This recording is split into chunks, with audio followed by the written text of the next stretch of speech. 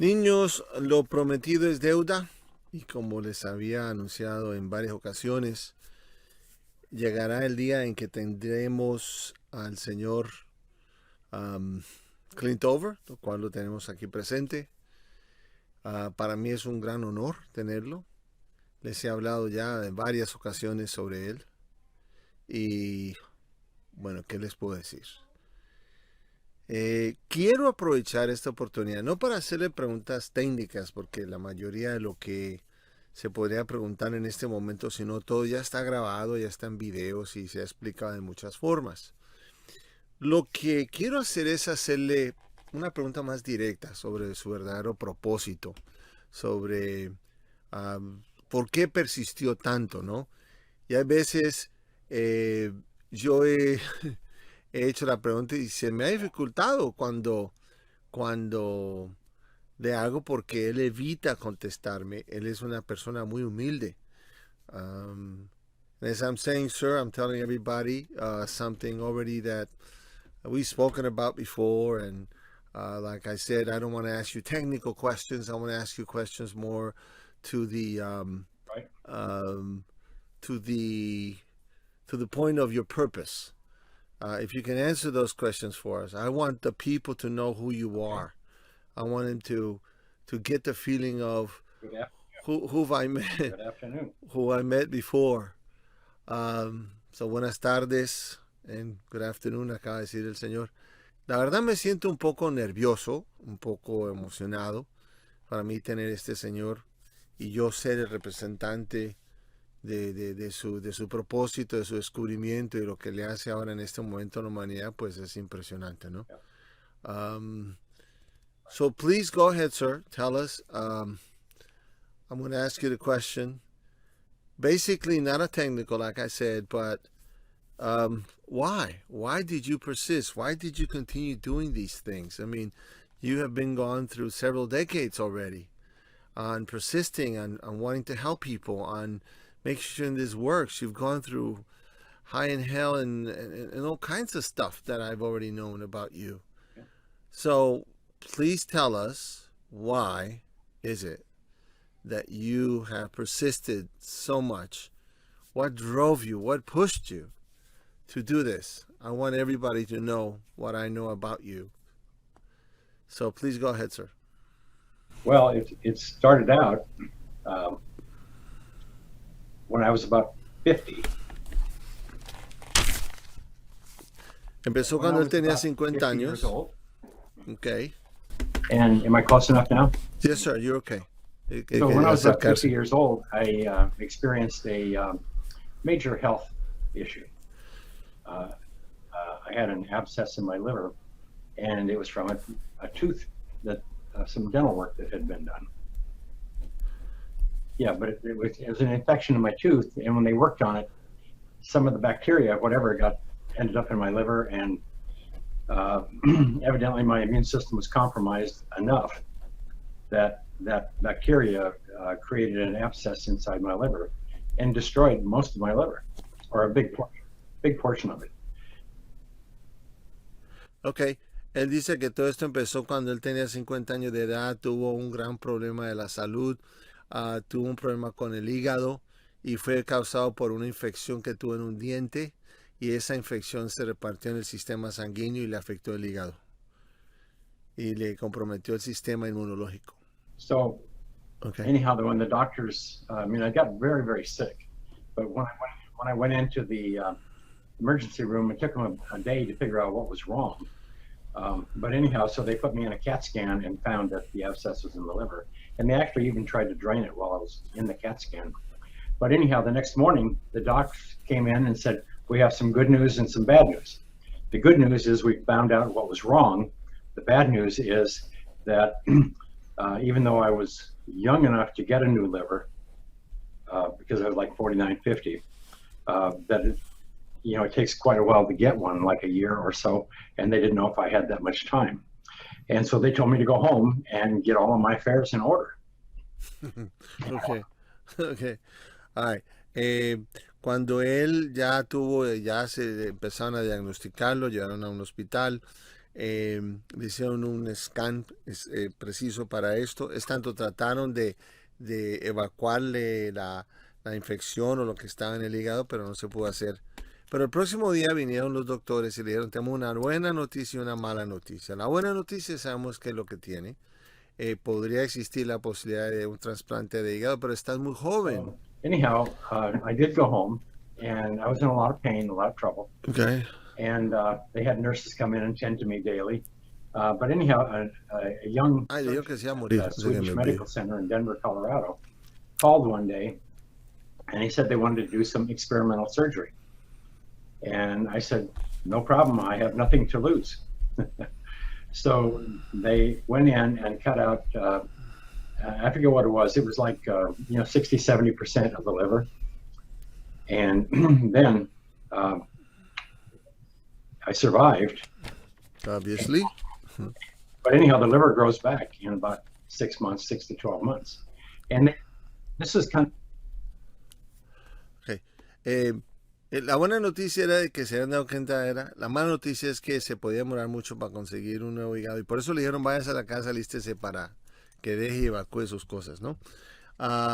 Un cirujano joven Swedish Medical Center in Denver, Colorado. En Denver, Colorado, le dijo que podía experimentar una cirugía experimental y que podía hacer algo. Se lo hicieron y terminó eliminándole el 60-70% del hígado y como sea sobrevivió y ahí está, sigue la historia. So anyhow, after the surgery, it took me about a couple 3 or 4 months to be able to walk a block because I had so little energy. But anyhow, I kept walking just a couple of steps more each day. And eventually I've got so I could walk a mile. And one night when I came home after a walk, I was laying in bed and I kind of looked out the window and I noticed that everything was more vibrant than I had ever seen it. The sky was bluer. The green on the pine needles on the tree were greener. They were more vibrant. Everything was vibrant. That's the only thing I can say. And then I looked around the room, and I lived in a big home in Evergreen, Colorado. It was a big 5,000 square foot, 2-bedroom A-frame home. I mean, it was absurd. Anyhow, I had collected a lot of art, a lot of things, in life, and but I almost died, and I was reckoning with that, coming to terms with that. And there's a lot more to what went on, but basically, I was kind of in the process where I thought I might not live. I thought, look back on my whole life and what I had done, and I was very unhappy with myself. All right, so let me translate that, okay? Él dice que unos cuantos días después de la operación se levantó una mañana y vio que la vida se veía muy diferente, muy vibrante. Y que eso pues le causó algo de impacto, se puso a pensar. Él vive en una casa gigantesca de 5,000 pies cuadrados en Colorado y se puso a pensar sobre su vida y qué había hecho en los tiempos que ya había existido y pues no estaba muy contento con esos resultados. Go ahead, sir. So anyhow, I was laying in bed and looking at a big piece of art and everything, but I looked around and I said to myself, I never owned this house. I never owned any of these possessions. All I did is I went out and accumulated them, and then it was my job to take care of them. Spend my whole life taking care of them. That is interesting. Él dijo que una de las realizaciones que él tuvo fue de que él tenía una gran cantidad de posesiones y se dio cuenta de que él en sí no poseía nada y que por haberlas adquirido ahorita tenía que cuidarlas, que él nunca era dueño de nada, que él está forma pasajera en su vida, okay? So I looked around the room and I just had this epiphany that I wanted to do something now that I had a second chance at life. I wanted to do something more meaningful with my life. So I called my kids. I told them to come and get whatever they wanted in the house, whatever they would have taken had I died. And they thought I was crazy, but anyhow, I did. I actually sold the house, gave away all of my personal belongings, except for what I could carry in 2 suitcases and a hanging bag. Ok. Él se dio cuenta de algo maravilloso para él. Él dijo que ya que él tenía y había alcanzado una segunda oportunidad de vivir, que él quería hacer algo valioso y con esto, ¿no? Entonces lo primero que hizo fue llamar a sus hijos y les dijo, llévense todo lo que quieran como si yo me hubiera muerto y si no lo llevan yo lo regalo, y regaló todo, lo que quedó, en 2 bolsas y 2 maletas. Eso fue con lo que él se quedó. Go ahead. So I took a little bit of the money I got out of the house, and I went out and bought a small RV, a recreational vehicle. And I put my clothes and stuff in it, and I took off, and I spent the next 4 years. Ok, cogió un poco de dinero que tenía, se compró un RV como una casa trailer y duró 4 años, ok. I knew I didn't want to go back to work ever, and I never wanted to work for money again. Sabía que no quería volver a trabajar y mucho menos volver a trabajar por dinero. Go ahead. So what I wanted to do is I wanted to do something worthwhile that next time I died, or when it's real, I want to be able to look back at my life and feel that I did something that was worthwhile. Not that I care whether any other person on the planet knows or cares. It's about me. When I die, I want to be happy with myself. I want to be happy with who I am. Okay. See, this is why I get like emotional with you, and this is where you and I kind of bond instantly because we have this very much in common.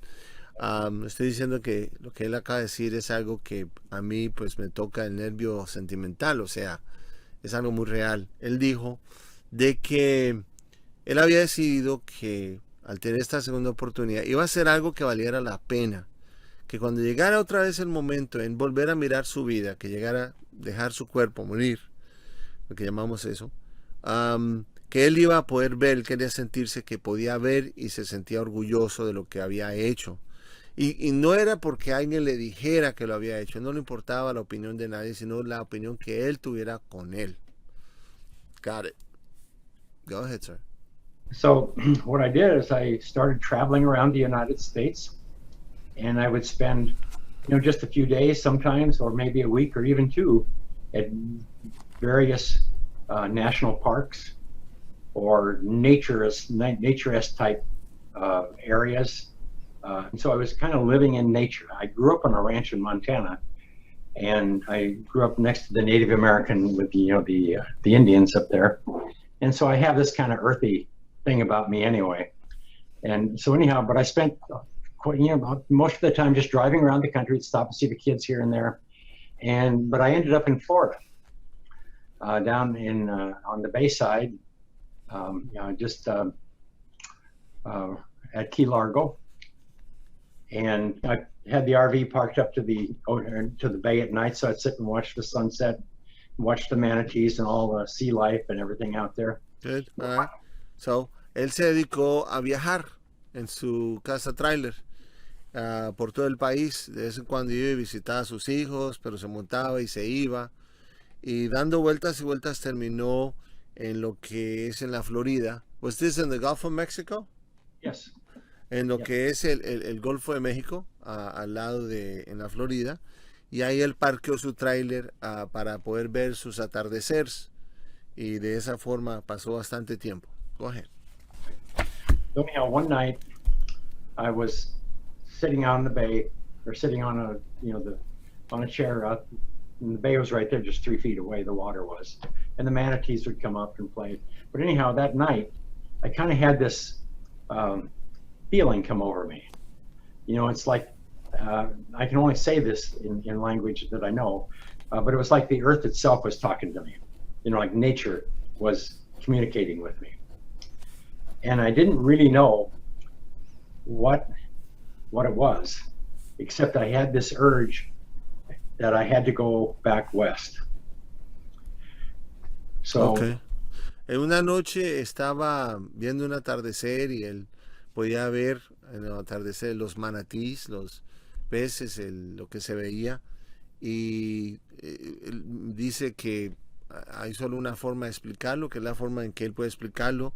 Él sintió como que la tierra le estaba hablando y de un momento a otro sintió un impulso de irse al oeste de los Estados Unidos, de volverse. Él estaba en el este, que es en la Florida, sintió ese deseo de volverse, pero él no sabía por qué. Go ahead. So anyhow, I stopped and saw my kids on the way back. I headed up from Florida up to Tennessee and on over to California. I ended up in Tucson. I thought, well, maybe I'll stay there. And it just didn't feel right. So that night, I headed on up. I thought maybe I'll go to Flagstaff because it's more like Montana. So I drove up on the way to Flagstaff, it got very late. So I pulled off on this little road and it took me to Sedona, Arizona, of all places. So anyhow, I pulled in to an RV park late at night, no one there. And they let you pull in and you pay in the morning. And so I hooked up, went to sleep. I woke up in the morning and I opened the door and looked out there and here's this beautiful, one of these most beautiful places I've ever seen, like living in a national park. Yes. And Okay. so Después de la Florida salió, empezó, visitó a sus hijos en Tennessee, pasó para California, algo no le gustó, se fue para Tucson, Arizona, tampoco le gustó. Se dijo, bueno, mejor me voy para Flagstaff en Arizona, que yo conozco muy bien, bastante bien. Y en el camino se le hizo tarde y paró en un pueblito que se llama Sedona, Arizona. Yo también conozco muy bien ese lugar. Entonces él paró al lado de un riachuelo donde se parquean los trailers, que paga el otro día eso. Y cuando se despierta y ve que algo hermosísimo, como si él hubiera estado en un parque nacional. I think I know exactly where you parked. Because there's a place that you park for trailers, and then you wake up and you're surrounded by these huge mountains, right? Yeah, it's just And awesome. and they are like the Grand Canyon. Yeah, they are. It's just totally awesome. Right, okay. No, le está diciendo que yo conozco muy bien y creo exacto donde él ha estado, porque yo he estado también. Okay, go ahead, sir. So I ended up staying there, and I actually stayed there for almost 2 years. 2 years. Se quedó ahí por 2 años, okay. Wow. And I didn't know, because I didn't know what to do or where to go. I just knew I had this urge to be in the West. Él no sabía qué es lo que tenía que hacer o dónde estar, simplemente tenía un impulso de estar en el oeste de los Estados Unidos. Okay. So anyhow, I started playing around with the local, there's a lot of art galleries there. Yep. And I like to do lighting. So I would go into the galleries and help them light their art, and I'd help them change their electrical, the lighting and everything around so that it, they made the art look better. Ok. Una de las cosas que él encontró en Sedona es que hay muchos estudios y galerías donde muestra mucho arte. Entonces, como a él le gusta jugar con las luces y eso, él se puso a comunicarse con los artistas para él crearle las luces y hacerle ver mejor todavía sus creaciones. Okay. So, anyhow, I did it pretty much for free, just to entertain myself. But I was working with electrical stuff, and then one afternoon I was working with the computer, and my computer just kept crashing. And if you've seen the little video, all the stories in there. Right, yeah, from that moment on, yeah. Yeah. So anyhow, I fixed the computer and I went outdoors and I sat down, and it was just in my mind that I wonder, when I saw a bunch of kids come along with off of one of the tour buses, and they were wearing all the big tennis shoes and everything, I looked at them and it just intuitively came to me to ask that question. I wonder if there's any consequence to us no longer wearing, being barefoot. And the only reason I would have known that is because I spent 30 years in the communications industry, where everything had to be grounded to the earth to maintain electrical stability. Right. Okay. So, al estar ahí, él tuvo una experiencia donde empezó primero estaba trabajando con electricidad, lo que él siempre hizo por muchos años. Y un día, como ustedes han visto en el video que él habla sobre ello, el de 15 minutos, vio un grupo de personas, niños, adultos de toda clase, que estaban en tenis y como por intuición, por instinto, se preguntó, ¿será que hay alguna consecuencia o esto al ser humano se afecta por no andar descalzo y andar en tenis? Okay. And we definitely know the story from that moment on because I have run that video over and over again. So estoy diciendo que sabemos la historia. Okay. So that's the background. People don't know that of your liver. I actually told them to my internal staff. I told them the story. Not as good as you're doing it now. Yeah. But okay, so you got that, and we also know that you went to the universities and blah blah blah. Everything that's happened. Right. Okay. Look, my question is, you're not getting paid for this. There's no reason. Ground yourself. Who cares? Let them figure it out. But what my thing is, y lo que yo le estoy preguntando a él, bueno, ok, pues si él lo averigua, lo encuentra, ¿por qué no se queda él y piensa con él? No importa, pero nadie le está pagando, ahora tiene que invertir dinero, tiempo y todo. ¿Por qué lo hizo? Why did you go through all this? I mean, I know what it is to go through with years of investing on research, trials and errors. People mock you, people talk shit about you, and you're still persisting. So I know that. Si yo sé lo que es estar insistiendo, invirtiendo dinero y tiempo y la gente que se burla o no te ayuda, lo que sea, ¿por qué lo ha hecho? So why would you persist? Well, if I can go back to Florida for a minute. Okay, dice que nos vamos a la Florida. Okay. That night when I went back into the RV, Okay. I took a yellow piece of paper and wrote down these two lines. One was, become an opposite charge. That just intuitively came out of me. Become an opposite charge. Okay, an opposite charge means generally to go poke people, stir them up, get them excited. But I didn't know for sure. And then the second thing I wrote down was, status quo is the enemy. Okay. Okay. Entonces me dijo, yo le pregunté por qué, y él me dijo que nos devolviéramos a cuando él estaba en la Florida, y que cuando esa noche él entró otra vez a su casa trailer, escribió dos frases. Uno decía carga opuesta. Esa fue la primera frase que escribió. Y el segundo escribió fue status quo. Quiere decir que es el común acuerdo del ser humano en su sistema y forma de pensar. Y que él sabía muy bien que con esa frase iba, este es el enemigo de la humanidad, el status quo. Okay. So when I started grounding myself and pain went away, the first thing I did is I went to the scientific community, the medical community, then the scientific community, and there was absolutely nothing in the literature, nothing in the libraries, nothing in the books. And I would look up things like the cause of pain unknown, cause of lupus unknown, cause of MS unknown, cause of diabetes unknown. So all of these modern health disorders in the medical literature, they're basically the cause was unknown. I think that's not so much the case today as it was back then. But so anyhow, I knew that my pain, when I grounded myself, pain disappeared. It would disappear right quickly. And I was in a lot of pain when I was back in those days. I was a cowboy. I'd had back surgery, knee surgery. I'd wrecked ankles from skiing and tennis. I'm just a cowboy. At 50 years old, I looked like I'd been hit by a truck. Okay. All right. Entonces dice que me está respondiendo la pregunta, le dije por qué carajo lo hizo, ¿no? Entonces me está dando más datos y entonces dice que cuando él empezó, después de esto, él empezó a buscar, se fue a la comunidad científica y empezó a buscar de dónde, si había alguien que le diera, pues de dónde viene el dolor, de dónde vienen estas enfermedades, la diabetes, todas las que él menciona. Y que no encontraba respuesta, aunque ha cambiado algo ahora porque tenemos el internet y todo, pero no se sabía. Y estas son él se preguntaba por qué estas enfermedades modernas, right? Lo que él sí sabía era que cuando él se hacía tierra, su dolor se iba.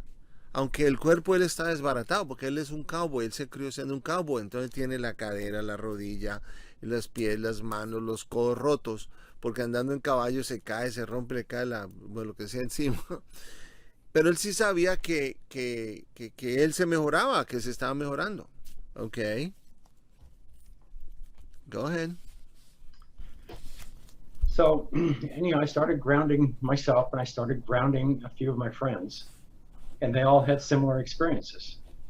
So after a period of a few months, I said, well, I've got to go to California, and I got to figure this out, because there's nobody here that knows anything about it. The internet was still kind of difficult to find things back then. And that put me on this course. But there's a driving force behind all of this. It's not me alone. It's not my intelligence. I sometimes believe that, I spent 30 years in the communications industry, where we had to ground every cable TV drop or every amplifier, everything, communications towers, TV towers, everything had to be grounded to the earth. And there's a reason for it. It's to prevent charge, to prevent fire, to maintain electrical stability. So you have clean pictures, clean sound, good quality data. And so I just had this. Okay. One second. Él dice que detrás de todo esto, él considera de que hay una fuerza que lo ha impulsado, una fuerza que lo ha ido llevando. Él se mejoraba haciendo tierra y todo, pero él siente que no era él solamente por su inteligencia o nada de eso, que era más que eso, que él a veces pensaba sobre sus 30 años de experiencia en todo lo que fue en la industria del cable, que todos ya conocemos, y que él sabía muy bien que siempre todo tenía que tener tierra para prevenir cortocircuitos, para mantener una estabilidad, para mantener una imagen limpia, todo para mantener una estabilidad en eso. O sea, él pensaba con esos datos. Go ahead. So after I got to California and visited with quite a few docs and a few researchers down at UCLA, they all pretty much laughed it off and said it's not possible that something so simple could be having this effect. Well, then I ran across Dr. Steven Sinatra, and I told him what I was finding, and he said, Clint, he says, if you're reducing pain or stopping pain, he says, you need to be studying inflammation. Well, back then, nobody was talking about inflammation. Nobody even really knew what it was. The doctors did not know. Inflammation was a swollen ankle or something like that. It wasn't this, inflammation is it's the cause of almost all modern health disorders. And so anyhow, I started searching for inflammation, and the first thing I found was that inflammation is produced by white blood cells. For instance, a neutrophil. If you have a pathogen or a damaged cell in your body, a white blood cell or neutrophil will go over to that damaged cell or pathogen and release reactive oxygen, Right. kind of like an acid. Good.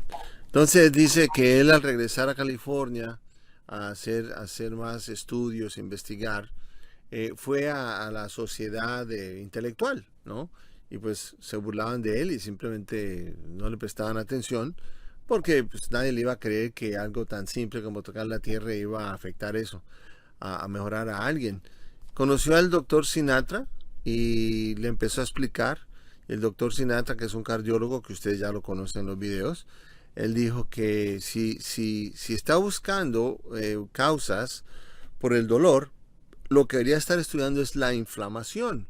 Y en ese tiempo, pues cuando alguien decía inflamación, sería un tobillo, una rodilla inflamada que se cae. Pero también se empezaron a dar cuenta de que la inflamación, ya se había hecho estudios, de que era el origen y la base de todas estas enfermedades modernas que él llama, ¿no? Okay, so where my attention, because we know this and we've seen it in your videos. Right. It's a huge responsibility Es una responsabilidad gigantesca, because the more you searched, the more this weight becomes pretty existent. Right. I mean, it's a huge responsibility. I think that the majority of the people that I've known, the more they investigate, the more they're going to go, and they go, hell with this shit, this ain't for me. Right? Not because they mock you or anything, but because it's like, I don't want to take the weight of the world. I don't want to take this huge responsibility. Lo que le estoy diciendo a él, que yo creo que entre él más averiguaba, más se da cuenta del nivel de responsabilidad tan berraco. Entonces, why would you continue to get more involved? I would have gone out. Well, I wouldn't, but I know the majority of people that I've met would have not continued. Yeah. And they don't. You know this very well. They'd rather go through the easy way. Él sabe muy bien, le estoy diciendo que la mayoría de los seres humanos no van a seguir en esa investigación, cargar esa cantidad de responsabilidad. El ser humano por instinto casi quiere sacar salidas rápidas. So, answer me. That's what I want to know. What you see this way? it's there's a little more story here. At night,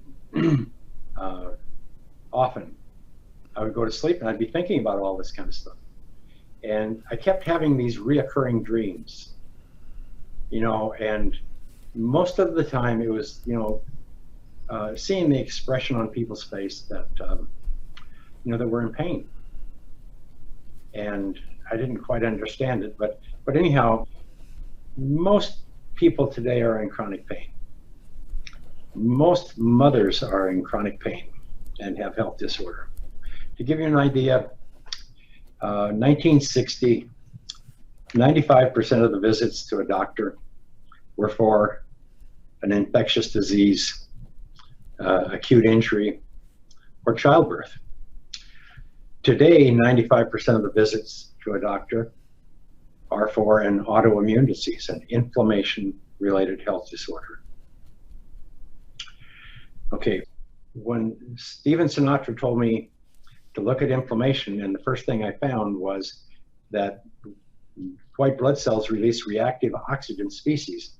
Reactive oxygen is a molecule that has an electrical charge on it, meaning it's short electrons. So it's going to go rip an electron for, say, it's reactive, meaning it's hot. It's going to go rip an electron from something in nanoseconds. So that's when I understood that the immune system and the body functions electrically. All of these cellular reactions, they are chemical, but it's the transfer of electrons. The body's electrical first, chemical second, but it takes an electron to move to change a chemical. So electron is anything that involves an electron is electrical in nature. Okay. All right. So él me está evitando la pregunta y él no le gusta contestar esa pregunta. I'm telling him you're avoiding my key question, and I got all this and I understand. I'm going to translate it. Okay. So él explica de que él a veces en sus sueños, cuando ven de noche, él ve la cara y pensaba mucho en la cara de los seres que están en mucho dolor. Madres, seres humanos. Dio una estadística en los 60, el 95% de las visitas a un médico eran por infecciones. Ahora, o por dar a luz, por cosas de esa naturaleza. Ahora es por dolor, esa cantidad. Entonces, cuando él vio esos porcentajes y el doctor Sinatra le aclaró el origen y cómo el dolor se desarrolla, él, desde el punto de vista de electricista, él viéndolo como energía, dijo, esto es algo que se puede resolver con lo de la Tierra, y por eso empezó a encontrarse las respuestas. Okay, go ahead. So, the question was... Go ahead. So once I understood the mechanism of action, what was causing all of this, and I knew it was electrical, then in doing some of our early studies, I recognized a lot of people were talking about EMFs and all kinds of crazy stuff.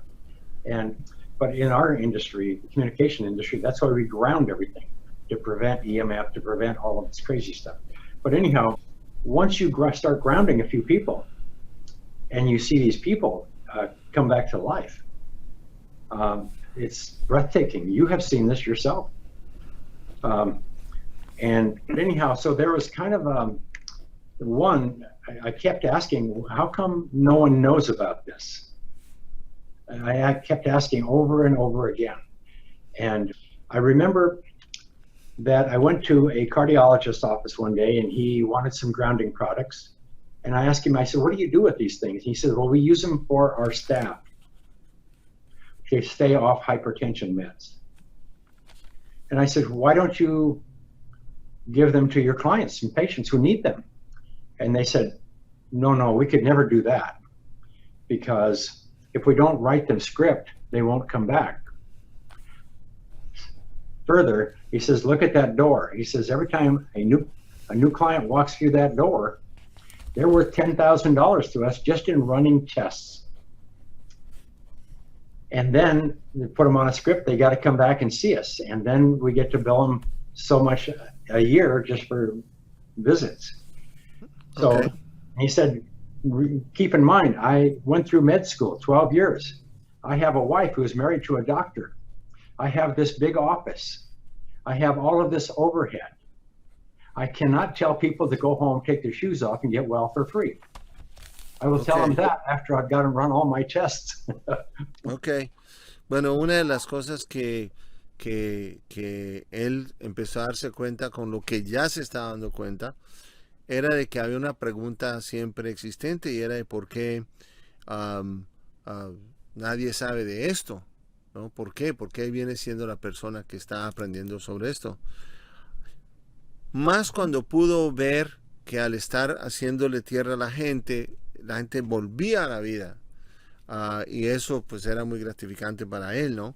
Pero él encontró la respuesta en varios doctores, en uno específico donde le había pedido material para hacer grounding, hacer tierra, y que él les preguntó, bueno, ¿y para qué los usan? Y le dijo, para el staff que trabajan aquí y esto, para que no se pongan a tomar ciertas medicinas que no es necesario. Entonces le dijo, bueno, ¿y por qué no lo hace para los pacientes?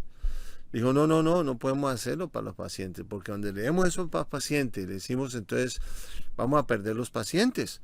Dice, mire esa puerta, cada persona que entra por ahí son $10,000 solo corriéndole pruebas que el seguro se lo paga. Entonces, recuérdese algo, yo fui a la universidad, yo soy médico, mi esposa está casada con un médico, vivo un estándar de vida. Esto yo no lo puedo hacer, tengo una oficina grandota, ¿cómo voy a pagar yo todo esto? Fue donde él empezó a darse más cuenta de la verdadera situación. Okay, I remember when you told me that the first time, and I'm like, okay, I can't, oh my God. No, but I understand it. It's, you know, we're trapped in a system. You know, the whole medical world, I mean, when television came along,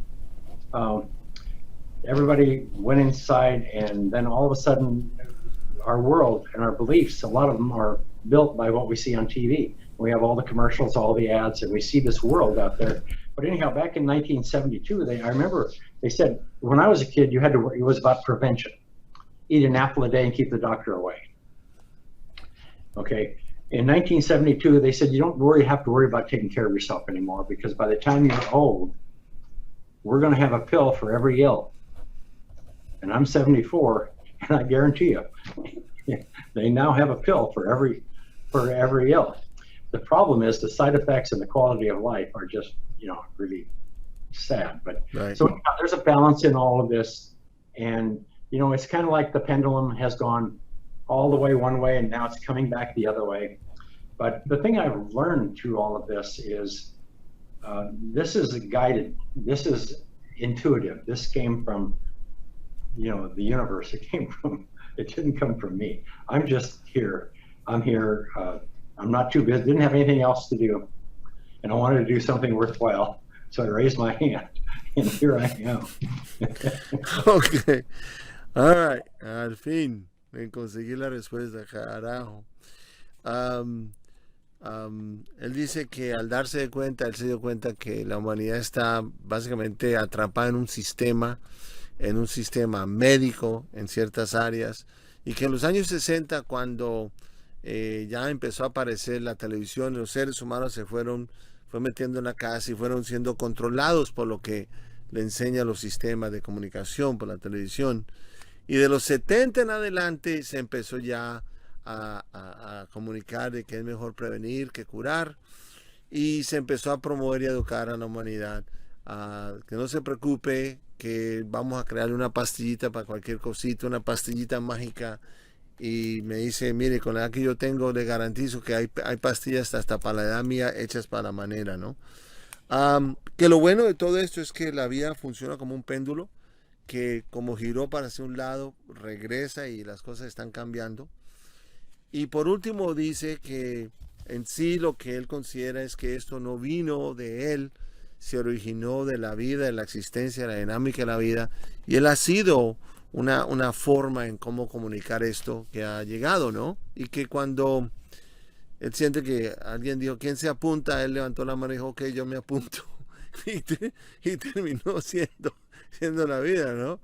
Y me río porque pues así también me he sentido yo, ¿no? Yo investigando, he encontrado que me siento que Diosito, el que sea, alguien me llama y me dice, ¿quién se apunta? Y digo, ok, pues nadie más está aquí, soy yo, ¿no? Am I the only one? Well, I guess there's no one else in the room, it's me then, you know? What can I do? No puedo correr. I can't run away. Por eso se ríen. Well, whether it came from wherever, you are very unique, very amazing individual. That I've told you before. I know you don't like that. I don't like that to be told as well, but you are not normal. Estoy diciendo, sea como sea, donde haya venido, él es un ser muy, muy, muy único, muy especial. Y es por eso que levantó la mano o porque nadie más quedó en el cuarto y que fue escogido. And all I can say in behalf of me and everybody that's listening to you is thank you. Huge thank you. For me, for the people who already know you, and for people who are going to know you because of I'm going to make sure everybody knows. Well, the main thing is once people experience this, they'll have the same problem I have. They have to share it. It's nature. It's in all of us. We all know this, and it's a part of us, and we've just accidentally disconnected from nature. Yep. Dice que bueno, lo bueno de todo esto es que tan pronto alguien sepa, va a tener el mismo problema que él tuvo, de que es compartirlo, porque es parte de nuestra naturaleza, ayudar y compartir este conocimiento. Y de que, bueno, accidentalmente nos hemos desconectado de la naturaleza y hemos estado pagando los platos rotos, ¿no? Ese pedacito es mío. So, sir, thank you very, very much. And I will definitely have some more questions. I don't think I have many. We are very proud to do what we're doing. And thanks to you, you are my guidance, you are my source for this. Estoy diciendo que muchas gracias de parte de mi grupo, de mí, que él es nuestra fuente. And we are so proud to be connected with you. Orgulloso de estar conectados a él. Orgulloso and proud to see you now, you know, at the very young age of 75. I'm glad I caught you now, not before you take off, do something else, because, you know, by the way you're saying things, if okay, I'm going to just get leave, I'll do something else. No, there's no way to leave this. Okay. No, I know, I know that. Le estoy dando de nuevo las gracias y que estoy muy orgulloso de estar conectado a él, tenerlo como mi fuente en esta área. Y que también es, pues, qué bueno, ¿no? Que lo cogimos antes de que empiece otro camino. Y me dijo, no hay forma de irse para ningún otro lado. All right, sir. All right, Thank you very much. You bet. Thank you. Bye-bye.